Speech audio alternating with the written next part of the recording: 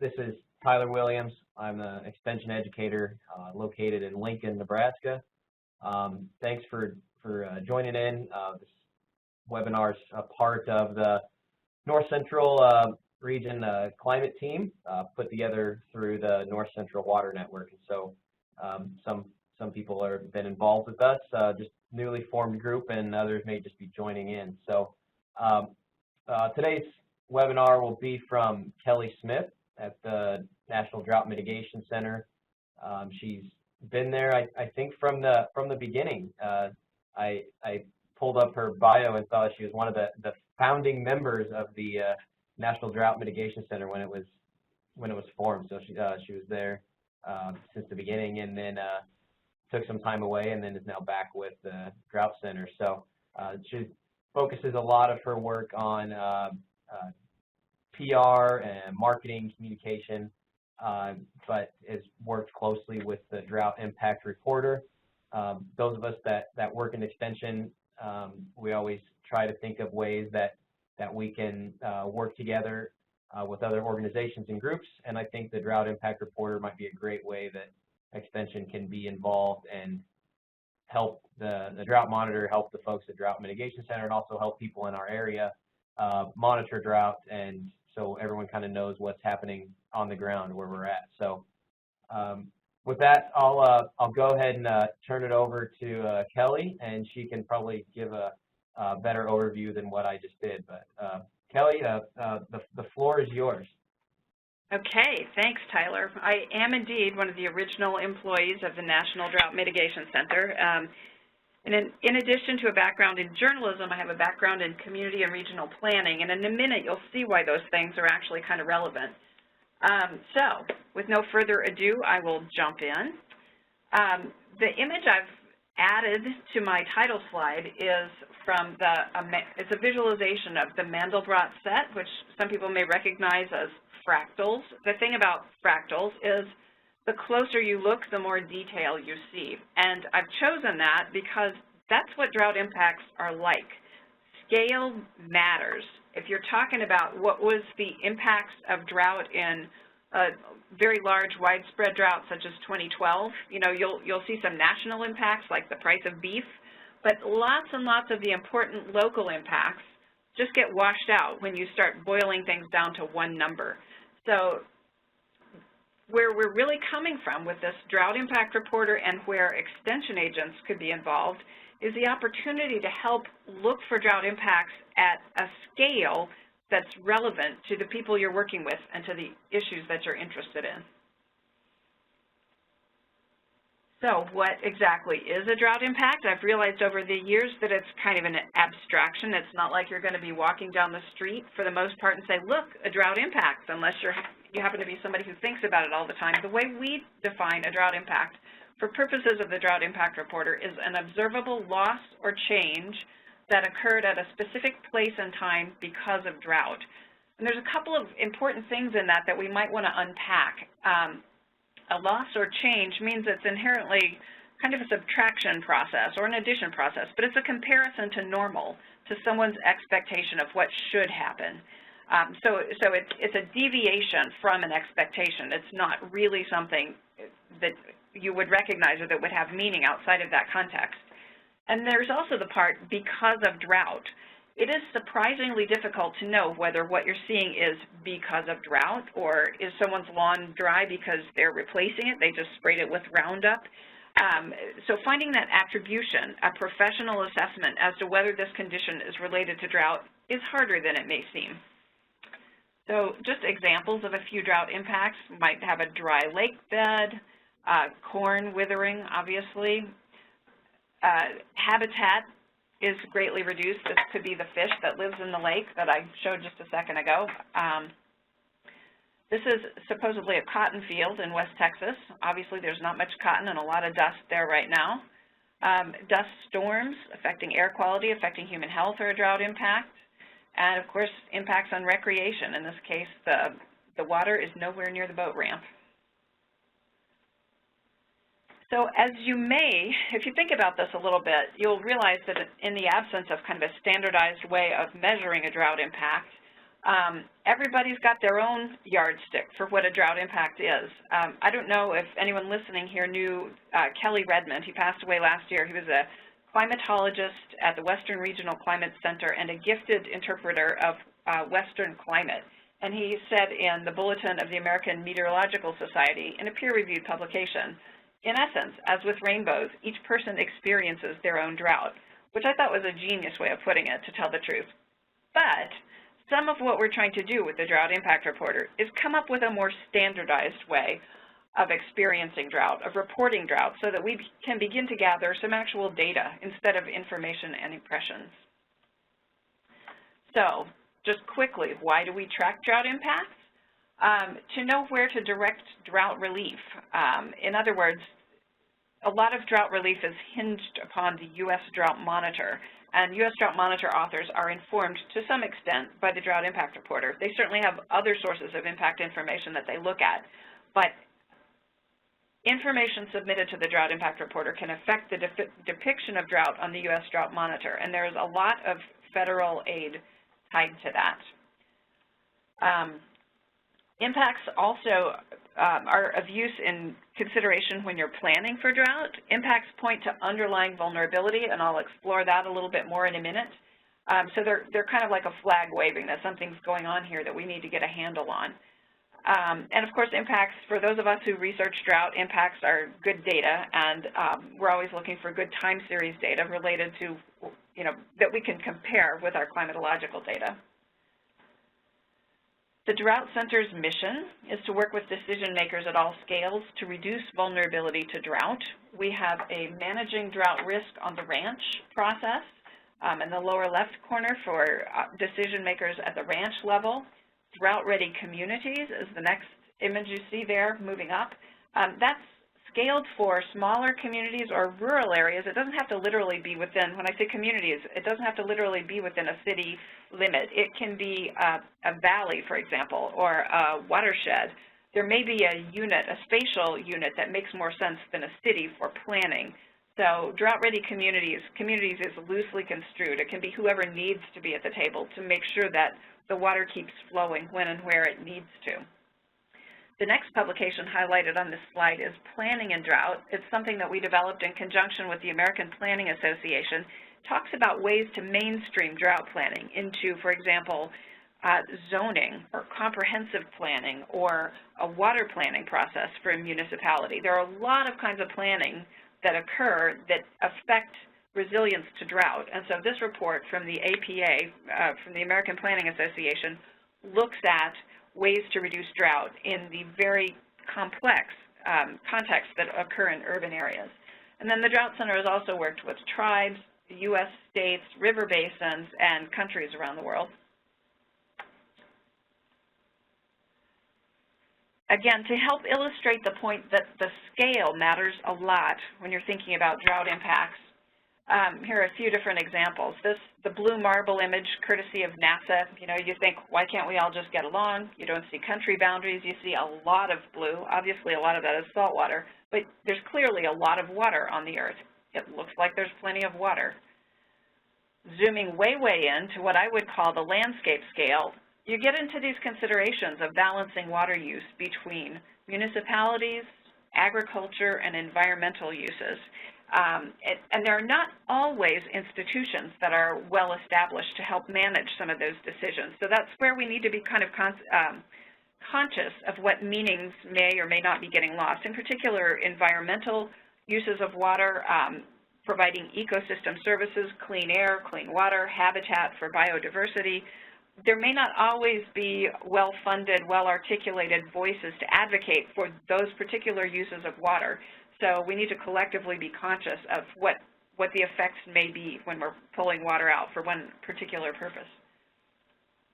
And finally, at a small, sort of a small town perspective, you may have maybe one source of water, maybe one water tank. Things get really focused in terms of the problems and the options.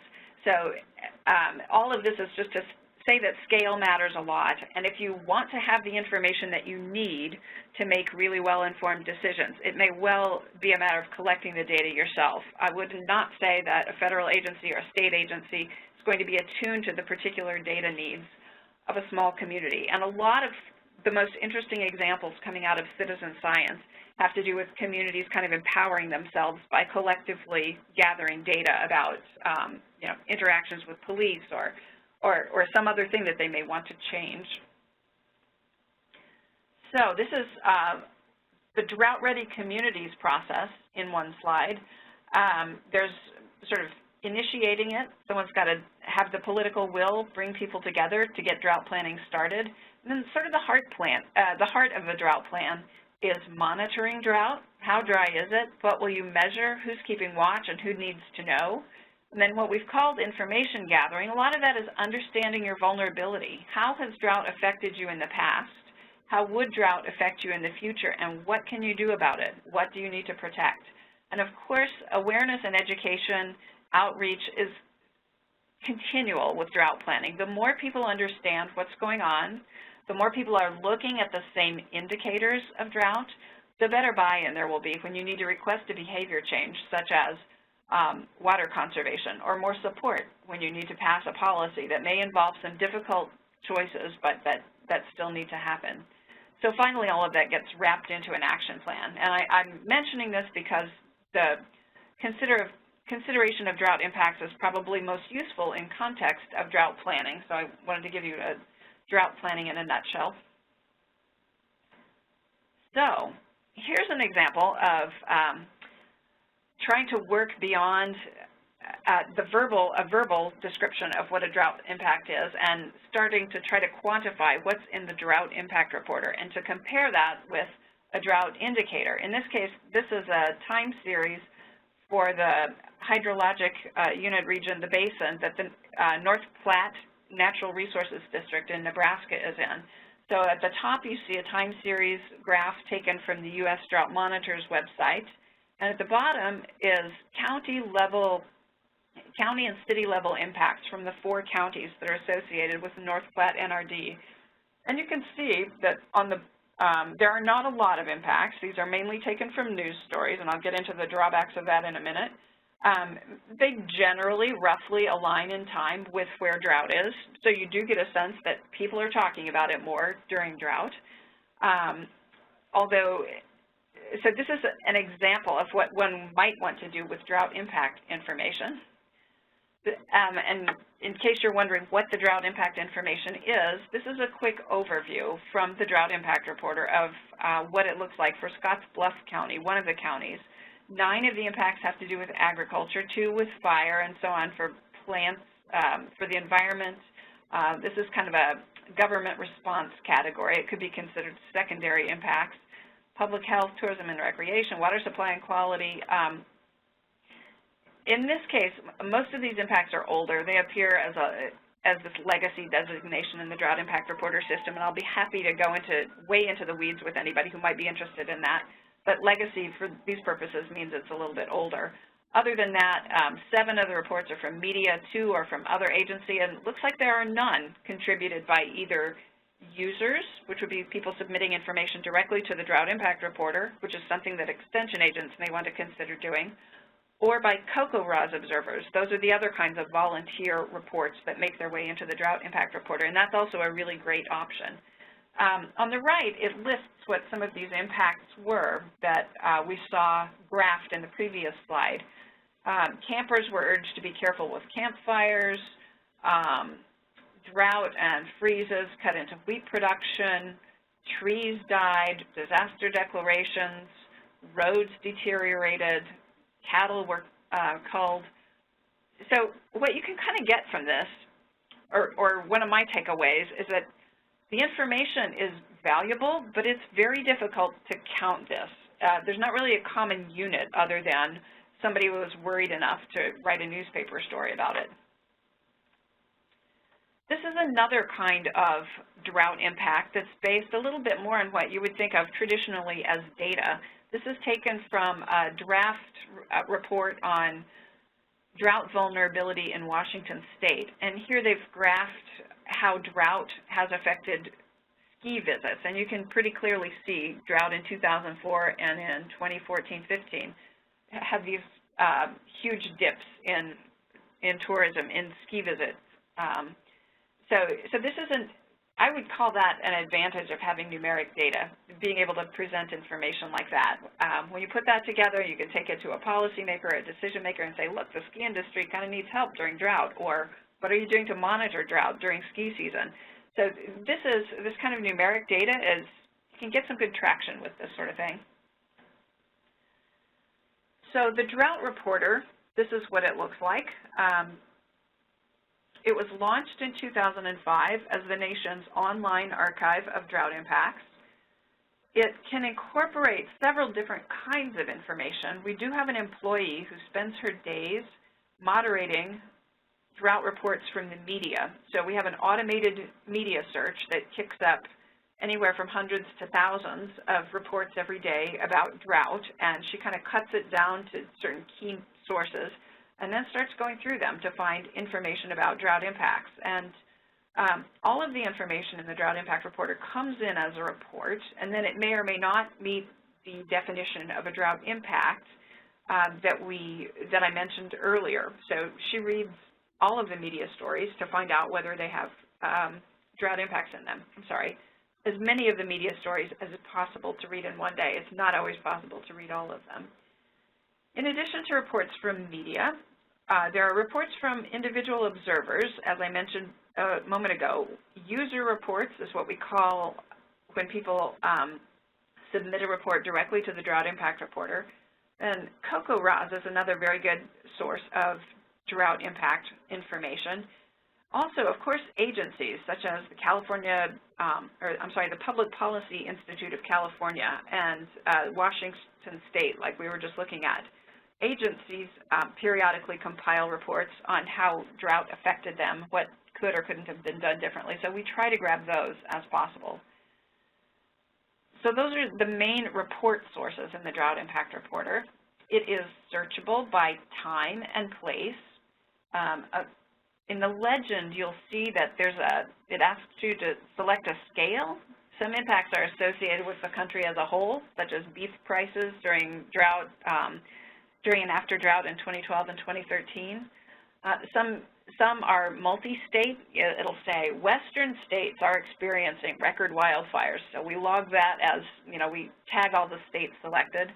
Many drought impact reports are simply associated with a single state or with a county or with a city. So we try to log as many different spatial scales as are appropriate. And that may seem cumbersome, but one of the main uses of the Drought Impact Reporter is for people planning for drought in a particular place. So they really need to know what drought impacts have happened in a particular city or county without having to screen through state, multi-state, and national reports that may also be applicable. So that's why we have kind of a bias in favor of the smaller unit of spatial aggregation, because people can always do more searches to scale up. You can also sort by categories. You can see the categories that we use listed at the bottom below the map: agriculture, energy, plants and wildlife is what we call environment, society and public health, water supply and quality, and so on. And there are some other report sources, but the ones I've discussed are the main ones that people pay attention to. Oh, and the time period is customizable. There are some defaults. The default is 30 days, but it also allows you to select a time period that's of interest to you. So this is a view from the inside of the Drought Impact Reporter. This is what the moderator sees. The important thing here to note is that there are about 50,000 reports and about 22,000 impacts. Not all reports become impacts, especially the CocoRa's reports. They're that second biggest number. We encourage people to report at regular intervals whether or not they think they're perceiving a drought impact because we want that continuous information. So there's great value in ongoing regular reports, whether or not they contain actual drought impact information. And you can see that the next category, there's about, it's sort of an aqua color, is user reports. So it's a much smaller proportion than CocoRa's reports, partly because we haven't had a really good network. I mean, we've worked with CoCoRaHS a lot. That's the Community Collaborative Rain, Hail, and Snow Network, to support individuals in submitting observations. But other potential networks, such as Extension, would also be really good sources of user reports, and I'll get into some of the advantages of those in a moment. But we can't tell people what's important to observe. That motivation kind of has to come from the ground level. I mean, we have suggestions, but ultimately it's about what's important enough to people for them to want to spend their time and energy doing, and we can't tell you that. People have to sort of supply their own motivation. We're just supplying the infrastructure to capture the information that's submitted. So some of the questions and challenges associated with the Drought Impact Reporter after it's been in business for about 12 years now. There really is no methodology for valuing or quantifying drought impacts. Even in agriculture, it's quite challenging. Where in agriculture, it's easier because there's a dollar value associated with the commodities, but even there are gains and losses and offsets and Plan Bs and Plan Cs, and so actually knowing the drought impacts is quite a complex endeavor. There are no consistent units in the Drought Impact Reporter. We thought originally, perhaps quite optimistically, that dollars would be the unit, but in fact, finding impacts with associated dollar amounts is really quite rare. And we've realized, of course, we would have needed to provide a consistent scale and guidance for people about what's appropriate to report and how do you value that, and so that's a whole other process. But that may be something that's feasible for an extension-based network or another purpose-driven network to implement. We found with our impacts that it's easier to list them than to summarize them. They don't summarize very neatly. They're each their own creature. It's kind of like someone, you know, you have maybe 4 children, and they're all, of course, their own people, and someone says, just tell me what your child is like, and asks you to combine them. It's like, well, that doesn't really work. You know, they're all different. So we end up kind of thinking of this Drought Impact Reporter as kind of an angst index. You know, how worried are people in a particular place and time? And I actually do think it's fairly meaningful in that respect. And some of the research that I intend to do in coming months would have to do with comparing rates of drought impacts in the Drought Impact Reporter with things like Google searches, Google trend searches for drought.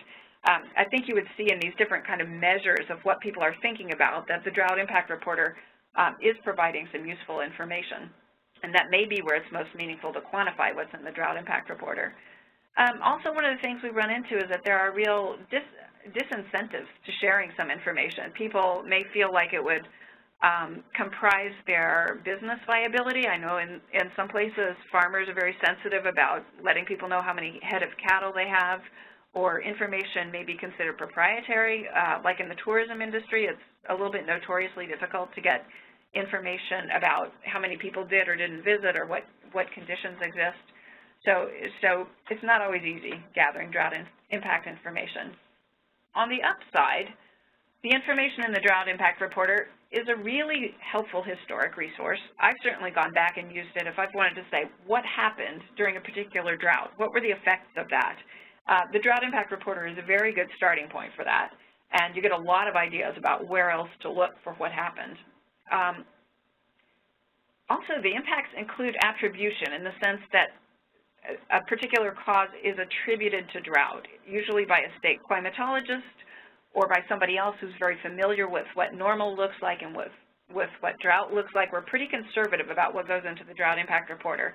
So this is a way to get around the attribution issue. If you were just looking at trends and data, you wouldn't know exactly what drought had or hadn't caused, or it would be very challenging to parse that out. That statistically speaking, that's a whole other way of knowing, I guess.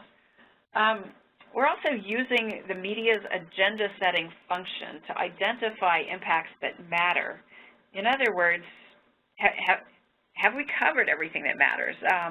One kind of impact that surfaced maybe first through the media in some ways and got on the agenda of policymakers and the recent drought in California was a lot of agricultural workers in the Central Valley were living in homes that were running out of water, where wells were going dry because of drought.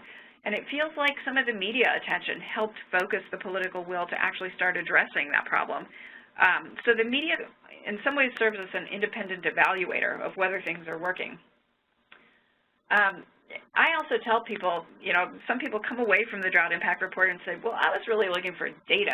And I tell them, well, this is more information rather than data. But think of every news story as a flag that's stuck into that particular place and time saying, dig here for more data. And obviously coming up with data is a different effort than coming up with a description of what happened.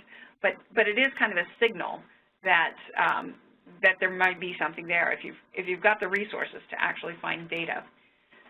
So I think some about drought impacts in terms of this data, information, knowledge, wisdom hierarchy that was developed. I guess I first ran into it when people started talking about web architecture. I've been around a while, you know, being one of the original employees of the Drought Center. Yeah, that makes me, I'm dating myself. Okay. So when you think of data, I'm thinking about numbers in boxes on an Excel spreadsheet. When I think of information, it's more the narrative kind of information that's in the Drought Impact Reporter. It's storytelling. It's what happened because of drought. Knowledge is having more context, more information about what to do with that. And wisdom is really knowing what to do about it. And I'm actually not that comfortable talking about wisdom in this context, so maybe policy is a more appropriate way to talk about that. So there are different ways and different levels of understanding drought impacts. And what I'm kind of hoping to do with more involvement from Extension would be to start, one, to start getting more dense information, and two, maybe to start moving towards data, which can really be pretty actionable in terms of what the U.S. Drought Monitor authors can use. One of the things, in addition to the mapping interface on the Drought Impact Reporter, there's an advanced search. It's the second tab from the left. And in this case, I've searched for, looks like, I did not, sorry, I meant to do 2007, not 2017. I did a search that yielded no impacts because I didn't do the date correctly. I don't know why it even let me do that, actually, with the start date before the finish date. I'll have to report that to our developer. The main thing I wanted you to see on this page, though, is that there's an option to download CSV. So you can do a search, and then you can download the results. So that'll give you what we have. It'll be impacts. It'll be narrative information, but you'll have a start date and an end date, and well, I'm sorry, not an end date, a start date and a posted date, and categories and places and descriptions, and information about where the source of that report. So you can begin to start sort of analyzing it if you do download CSV. As you would data or information.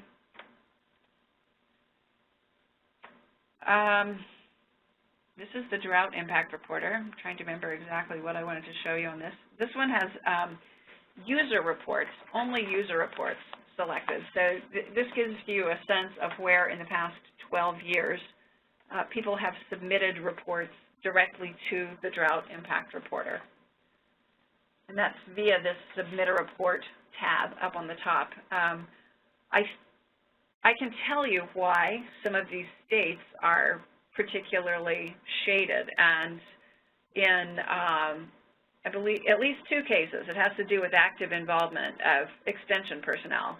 In Oklahoma, for a while, well, in both Oklahoma and Missouri, I'm personally aware that the state climatologist sends out these kind of broadcast emails to networks and says, are you seeing drought impacts? Typically at a time when they're trying to build a case that drought is getting worse. And then their observer networks, who are often Farm Service Agency employees and Extension agents in counties around the state, will send back examples of, you know, yes, dairy farmers are having to feed hay, or we're having to move our cattle to a different pasture, that kind of thing. So I know that that's effective in Oklahoma and Missouri. I think that Georgia is a dark color because of a lot of recent concern just last fall about rapidly emerging drought. And in that case, we saw it was a little bit less systematic. We were getting a lot of these kind of one-off user reports saying things are really bad, send help, but what we can really use for purposes of the Drought Monitor is ongoing reporting at monthly or quarterly intervals so that we understand what the conditions are leading into coming out of drought, and so that we're kind of building it builds a much more credible case than just kind of these one-off desperation pleas. But we did get a lot of photos of hungry cattle and, you know, pretty dire conditions from Georgia last fall. And this is one of the advantages of the Drought Impact Reporter user report function is that you can submit photos. So here is a photo that was submitted from 2012 of, this is the Platte River, or actually the Platte River bed, and it talks about, obviously the fish were not having a good day that day. It talks about some of the wildlife that were impacted by this condition. Photos say a lot. Drought Monitor authors really like photos, and some of the resources I'll look at later will get into more detail about ways to document drought impacts with photos. So if you go to the Submit a Report button, the first thing you see is an invitation to either fill out the form below or just send us email at this address right here, dirinfo@unl.edu, and we'll enter the information if it's too much trouble. Also, on the lower left of the screen there, you see a link to something called condition monitoring reports. And that is where we worked closely with the COCO-ROS people to come up with this. I realize it probably just looks like a lot of fine print from there, but what that is, if you go look at it, is ideas of things that could be reported on, could be measured at regular intervals, such as vegetation height or bait sales or, I'm drawing a blank, but or birds at a bird feeder, for example. Different things that could be measured or counted at regular intervals over time that respond to drought. So we'll understand how the presence or absence of moisture in the environment is affecting whatever is of interest to the observer. And one of the key things about condition monitoring reports is that you do it in both wet and dry conditions and at regular intervals in time. We're trying to get away from this event-based reporting where people say, uh-oh, it's dry, here's what's happening. That's great, that's a lot better than nothing, but it would be really good to have an ongoing longitudinal record of what that thing looked like, whatever that thing may be that's important to people. So that's condition monitoring reports, and that's working really well on the COCO-ROS side of things, and we have not energized it as much on the drought impact user report side, but that's exactly where extension could come in. So the next thing that you're asked to fill out is a category. Does it have to do with agriculture, water supply, the environment? Start date is required, end date is optional. We have a way to select what place is affected. Where did the drought impact happen? And this may or may not be intuitive depending on your level of familiarity with different kinds of selection drop-downs. It is important that if you start typing in the city field, it will offer you some suggestions, and so then you need to pick one of the suggestions that the computer offers rather than trying to type it all in yourself, because we're trying to avoid people using different spellings and capitalization schemes and things like that. And I do urge you to read the instructions above those boxes. I realize most people don't read it, but it does kind of lay out how this system works. Lets you browse to upload photos, and of course any information about the photographer, the date, the location, and the caption greatly enhances the value of the photo. Then we just ask for state, city, and email by way of contact information, and then there's a CAPTCHA to prove you're human, and then you have submitted your drought impact report. After that, a moderator looks at it, which may take a day or two. It's not an automated system. It all gets read, particularly because there's not a login system. We need some accountability to make sure people aren't putting in something that's really not appropriate for the Drought Impact Reporter. So a human does take some time to read it, and then we'll eventually send you a thank you note. So what we determined after the drought in 2012, there was a really good workshop led by Kirsten Lackstrom and Kristen Dow, I believe I'm pronouncing that correctly, from South Carolina, from the Carolinas, RISA, looking at drought impacts and practices, best practices in collecting drought impacts. We did, the Drought Impact Reporter, the bulk of the reports are from this media reports process, and we're starting to get a lot from CocoRa's also. But user reports have been much tougher to get started, and we're not the only people that have experienced that. There were some really good efforts in Arizona to develop kind of a drought impact reporting system, and it was really like pulling teeth to get people to submit information. And, people have lots of goodwill, and they say they'll do it, but the bottom line is if there's not a good reason for someone to spend their precious moments on Earth entering a drought impact, they probably will eventually drift away from it.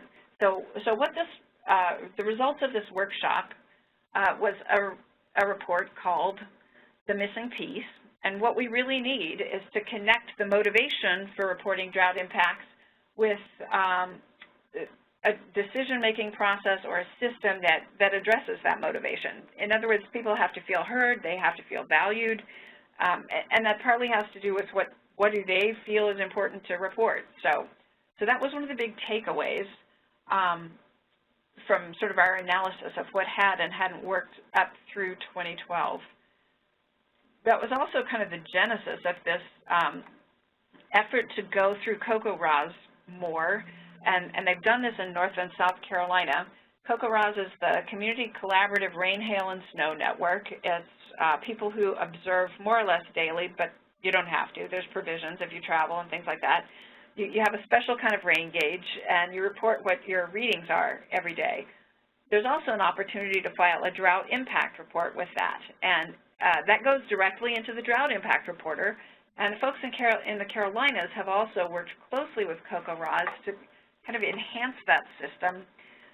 They came up with this, it's a 7-point Likert scale. You can see about a third of the way down your screen where you're actually asking people to assess the conditions on a scale from severely dry to severely wet, and to provide a description of how dry or wet conditions are affecting them. And I've actually done some text analysis, some sentiment analysis of their descriptions. It was really interesting. The near normal was the only one where people were kind of positive. If it's dry or wet, people were a little bit negative about how weather was affecting them, and severely dry was actually a lot worse than severely wet. So it was kind of interesting to see that bear out.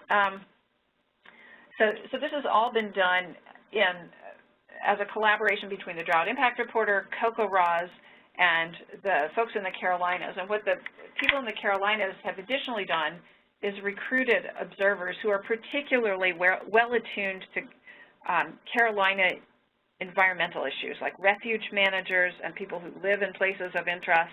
They're looking to develop things like impacts that might go along with the Coastal Salinity Index, to really understand some very specific local kind of indicators. And they've also got the really cool map to visualize the reports that get submitted via CocoRa's. This is not actually part of the Drought Impact Reporter, but we're very supportive of it because we like cool maps that show how dry or wet conditions are affecting people. One of the great things about CocoRa's is that they offer a lot of outreach, like a message of the day and a weekly message and really regular communication with people. They're very, very motivating. And we at the Drought Center don't have the staff to do that, or we haven't to this point invested in that. Although the way we built the Drought Impact Reporter, it could absolutely accommodate a network of regular people reporting according to some standardized scheme that you have collectively decided is of interest to you. And I'd be very happy to work with people on some details of how that can be implemented, including having kind of a locally situated moderator to help enter or ascertain impacts in whatever reports are coming in. It's not supposed to be somebody sitting in an office in Nebraska saying, oh yes, they're having a drought impact in California. The system is actually set up so that somebody in California could be saying, yes, we're having a drought impact, and I'll let the people in Nebraska know about that. This is one more example of the effects of the CocoRa's reporting system. You can see this is a number of impacts for North Carolina over time.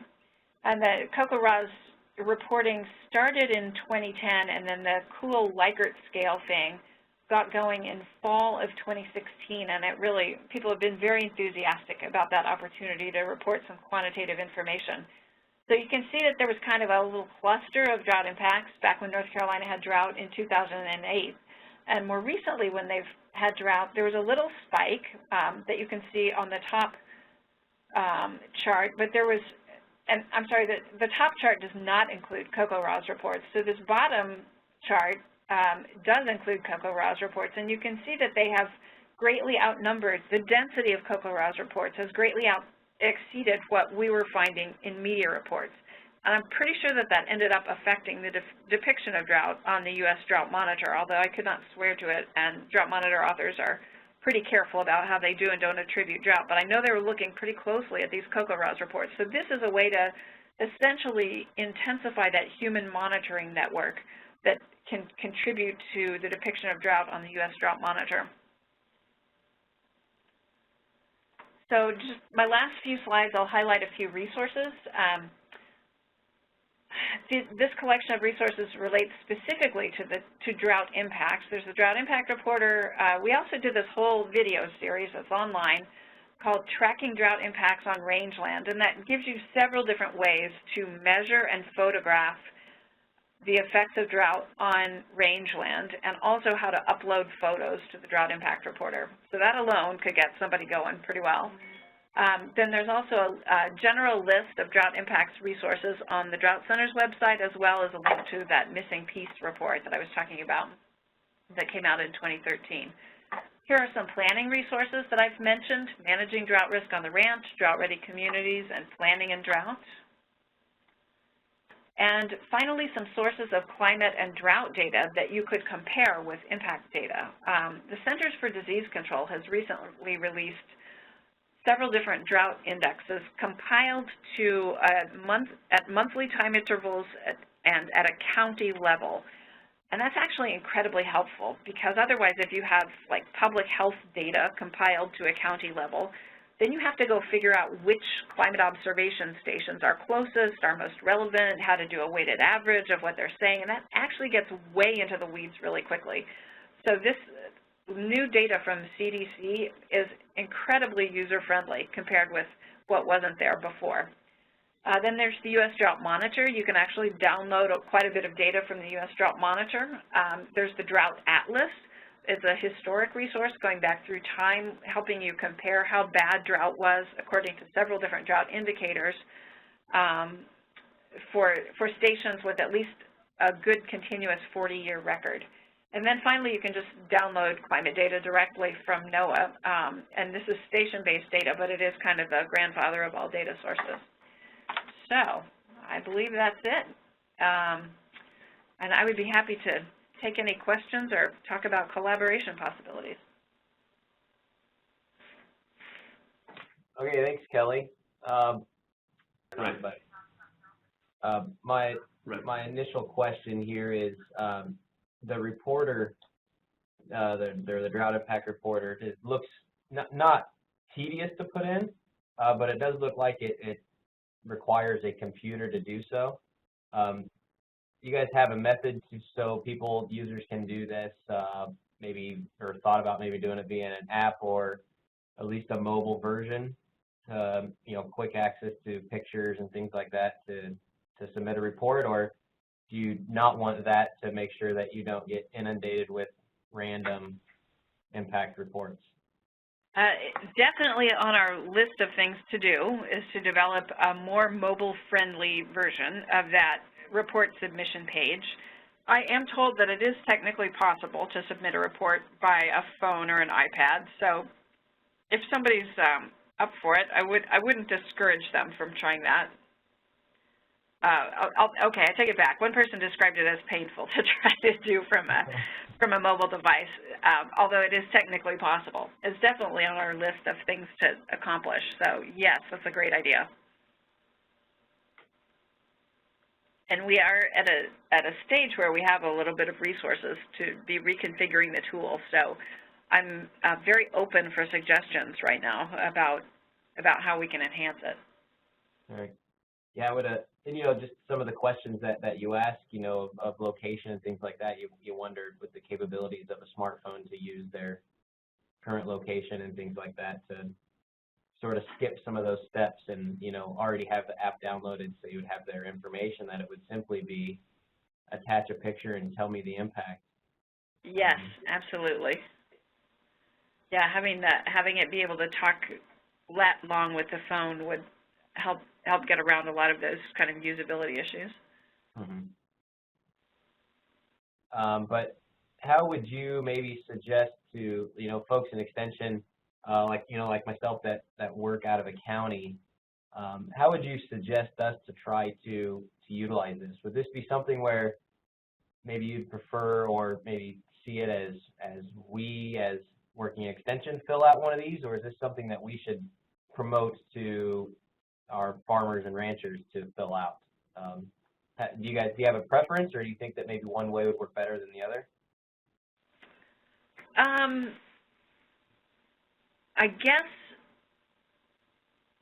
I think that if an Extension agent is filling it out, there's kind of automatic credibility there.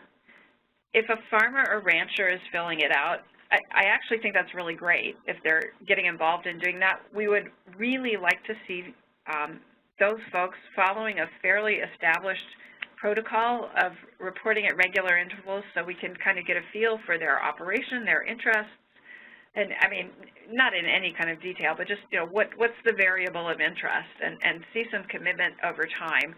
Otherwise, sometimes there's a suspicion that, you know, people might report in order to try to skew the depiction of drought on the drought monitor. So we want people to participate in a way that seems credible and not sort of urgency-driven, if that makes sense. Yeah, I can see that. Certainly, and most people in Extension are a part of the, you know, assessments within counties when there are droughts and things like that. So we've sort of been in that role of doing that, just maybe not necessarily on a consistent pace when there isn't a drought, such as right now. Send Kelly your questions or myself, and I can connect you if you do. I think utilizing this tool for our jobs, I think, would be great. So with that, I think we'll probably wrap it up. Thanks, Kelly. I appreciate you taking time today, and Hans Smith at Purdue and folks in the regional climate team for throwing this together. Okay, thanks for organizing us, Tyler. You bet, and we'll call it a day. Okay, thanks very much. Bye-bye. You bet. Bye.